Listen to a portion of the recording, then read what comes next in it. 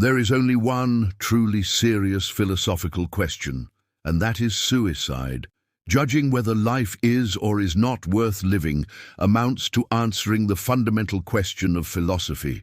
These aren't my words, they're the words of Albert Camus, and they open one of the most important philosophical essays of the 20th century. Think about that for a moment. Not what is the meaning of life, not how should we live, but should we live at all? This is where Camus begins, and this is where we begin too. Picture this. It's 1942. The world is burning. War consumes Europe. Millions are dying. The grand narratives of progress, of reason, of human enlightenment, all of them are collapsing in real time. And in the middle of this chaos, a young French-Algerian writer named Albert Camus sits down and writes an essay that will change how we understand existence itself. He calls it The Myth of Sisyphus, and in it he confronts the most uncomfortable truth of human existence, that life has no inherent meaning, no cosmic purpose, no divine plan. We are thrown into a universe that doesn't care about us, that offers no answers to our deepest questions, that remains eternally silent in the face of our desperate need for meaning. This is what Camus calls the absurd. Now, before you click away thinking this is just another depressing philosophical lecture, stay with me, because what Camus does with this realization is not what you'd expect. He doesn't tell us to despair. He doesn't tell us to give up. Instead, he offers us something radical, something revolutionary. He shows us how to live fully, passionately, and even joyfully in a meaningless universe. He shows us how to embrace the absurd. And that journey begins with understanding a man condemned by the gods to push a boulder up a mountain for all eternity. But let's start at the beginning. Who was Albert Camus? Born in 1913 in French Algeria, Camus grew up in poverty. His father died when he was just a year old. His mother was partially deaf and illiterate. He contracted tuberculosis as a teenager, a disease that would haunt him his entire life. From the very start, Camus knew suffering. He knew what it meant to struggle against an indifferent universe. And yet, or perhaps because of this, he became one of the most passionate defenders of life, of human dignity, of the beauty found in the struggle itself. He became a journalist, a playwright, a novelist, and a philosopher, though he always resisted that last label. He was part of the French resistance during World War II. He won the Nobel Prize for Literature in 1957. And then, tragically, absurdly, he died in a car accident in 1960 at the age of 46, with the unfinished manuscript of his novel in the wreckage beside him. The Myth of Sisyphus was written in 1942, the same year Camus published his novel, The Stranger. Both works explore the same territory, what it means to live authentically in an absurd world. But to understand what Camus means by the absurd, we need to be precise. He's not talking about something silly or ridiculous. The absurd, for Camus, is a confrontation. It's the collision between two things, our human need for meaning, clarity, and rational explanation, and the unreasonable silence of the world. We are creatures who ask why. Why are we here? What is the purpose of our existence? What happens after death? We crave answers, we crave order, we crave meaning, but the universe doesn't answer. It remains cold, indifferent, silent. That gap, that impossible distance between our questions and the world's refusal to answer, that's the absurd. Think about it this way. You wake up one morning and suddenly, as if a veil has been lifted, you see your life from the outside. The routine, the repetition. Wake up, go to work, come home, eat, sleep, repeat. Day after day, year after year, and you ask yourself, why? What's the point of all this? And the world doesn't answer. Your job doesn't answer. Society doesn't answer. Even religion, if you have it, starts to feel like just another story we tell ourselves to avoid the silence. This moment of clarity, this sudden consciousness of life's mechanical repetition without any ultimate justification, this is what Camus calls the feeling of the absurd. It rises up in those moments when the chain of daily actions is broken, when the question why emerges from the depths of routine. And once you've felt it, you can't unfeel it. You can't go back to sleepwalking through life. So what do we do when faced with this realization? Camus identifies three traditional responses, and he calls them escapes. The first is physical suicide. If life has no meaning, why not just end it? It's logical in a way.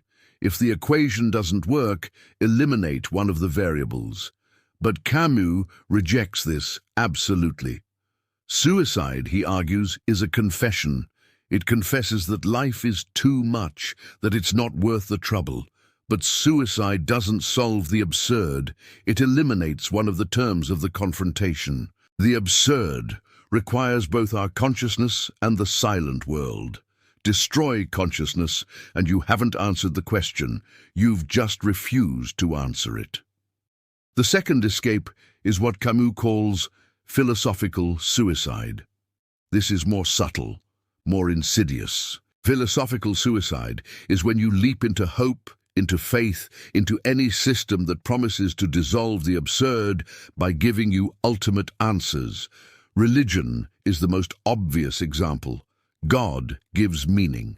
God has a plan. Suffering has purpose. Death is not the end. These beliefs allow you to live as if the absurd doesn't exist. But Camus sees this as intellectual dishonesty. It's turning away from the truth of our condition. It's sacrificing your reason, your clear-eyed vision of reality, for the comfort of consolation. Existentialists like Kierkegaard made this leap into faith, and Camus respects their courage, but he cannot follow.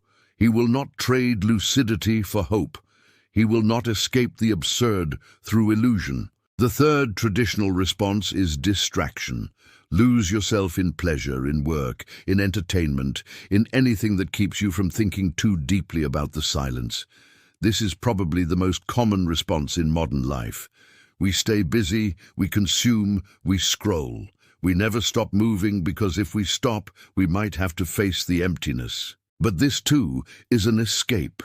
It's living in bad faith, as Sartre would say. It's refusing to confront what we know to be true. So if we reject suicide, both physical and philosophical, and if we refuse mere distraction, what's left? This is where Camus makes his revolutionary move. He says we must live within the absurd. We must embrace it. We must revolt against it while simultaneously accepting it. This sounds like a contradiction, and in a way it is. But that's precisely the point. The absurd hero is someone who lives with the full consciousness that life has no meaning, and yet chooses to live anyway. Not in despair, but in defiance. Not in hope for some future redemption, but in full engagement with the present moment. The absurd hero lives without appeal, which means without calling out to God or fate or history to justify existence. Life justifies itself through the living of it, and this brings us to Sisyphus. In Greek mythology, Sisyphus was a king who angered the gods through his craftiness and his contempt for death. His punishment was eternal.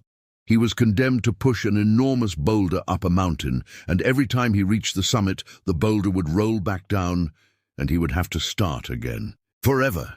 This is his fate, an eternity of meaningless labor. The same task repeated infinitely, with no hope of completion, no possibility of escape. On the surface, this seems like the perfect image of despair, of the ultimate futility of existence. But Camus sees something else. He sees us. Sisyphus is the absurd hero par excellence because his situation makes visible what is true for all of us. Our lives are Sisyphean. We work, we struggle, we build, and everything we build eventually crumbles. We form relationships that end.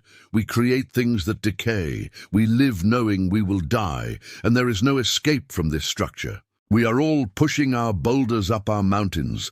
The only question is how we do it. Do we push our boulder in despair, cursing the gods, wishing for an end?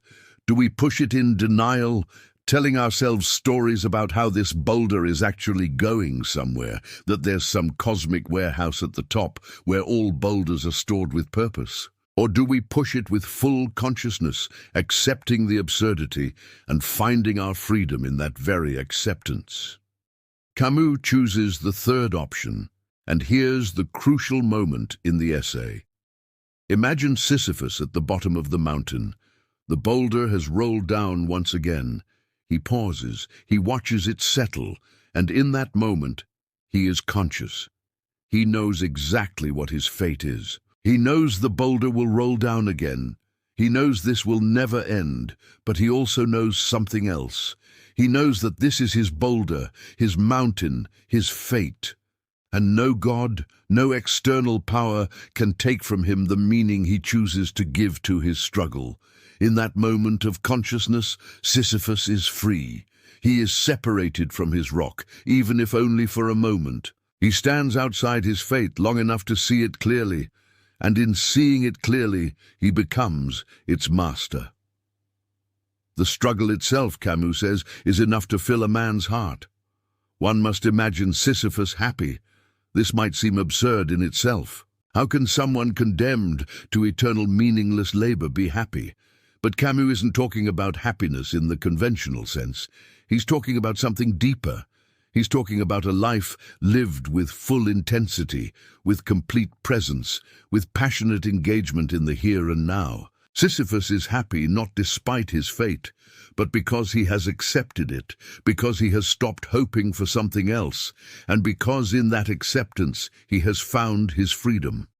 He has revolted against his condition by refusing to be crushed by it. He has embraced the absurd. This is Camus' answer to the question of suicide. Life is worth living not because it has inherent meaning, but because we can create meaning through our revolt, through our refusal to surrender to despair, through our passionate engagement with existence despite its ultimate futility. We are all Sisyphus. We all face the absurd, but we can choose how we face it. We can choose to live with lucidity, with passion, with revolt. We can choose to say yes to life, even when life offers us no justification for that yes. This is the absurd hero. This is authentic existence. And this philosophy has profound implications for how we live. If there's no cosmic meaning, then we are radically free to create our own. If there's no divine judge, then we're responsible only to ourselves and each other. If death is final, then every moment becomes precious. If life is Sisyphean, then the struggle itself becomes the point. Camus writes that the absurd man lives without appeal, which means he lives fully in the present, fully engaged with the concrete reality of his existence, not waiting for some future salvation or justification. He multiplies what he cannot unify. He experiences life in quantity, in intensity, in the accumulation of moments lived consciously and passionately. This is why Camus loved life so much. Why he wrote so beautifully about the Mediterranean sun, about the sea, about simple physical pleasures. Because when you stop looking for ultimate meaning, when you stop deferring happiness to some imagined future, you become present to the beauty that already exists. You become capable of joy in the midst of meaninglessness. Not the joy of ignorance, but the joy of lucidity. Not the joy of hope, but the joy of presence. Now, I want you to think about your own life. Think about your boulder. What is it that you push up your mountain every day? Maybe it's your job. Maybe it's a relationship. Maybe it's a creative project. Maybe it's just the simple effort of getting through the day. And ask yourself, am I pushing this boulder in despair, waiting for the moment when I can finally stop? Am I pushing it in denial, telling myself that this time it won't roll back down? Or am I pushing it with full consciousness, accepting the struggle, finding my freedom in the acceptance, and choosing to say yes to the effort itself? Because that choice, that's where everything changes. That's where Sisyphus finds his happiness, and that's where you might find yours. Camus isn't offering easy answers. He's not promising that life will suddenly make sense or that struggle will disappear. The boulder will always roll back down. But what he is offering is a way to live with dignity, with authenticity, with passion, in a universe that offers no guarantees. He's offering revolt as a form of freedom. He's offering presence as a form of meaning. He's offering the struggle itself as enough. So, here's my question for you, and I want you to think about it seriously. Maybe even leave a comment below. What is your boulder? What is the meaningless task you return to every day? And more importantly, how do you face it? Are you Sisyphus in despair? Or are you Sisyphus who has found his freedom in the struggle? Because once you see your life through this lens, once you embrace the absurd rather than fleeing from it, everything changes. You stop waiting for meaning to arrive from outside. You stop needing the universe to justify your existence. You become the source of your own value, your own meaning, your own yes to life. And in that moment, like Sisyphus at the bottom of his mountain, you are free.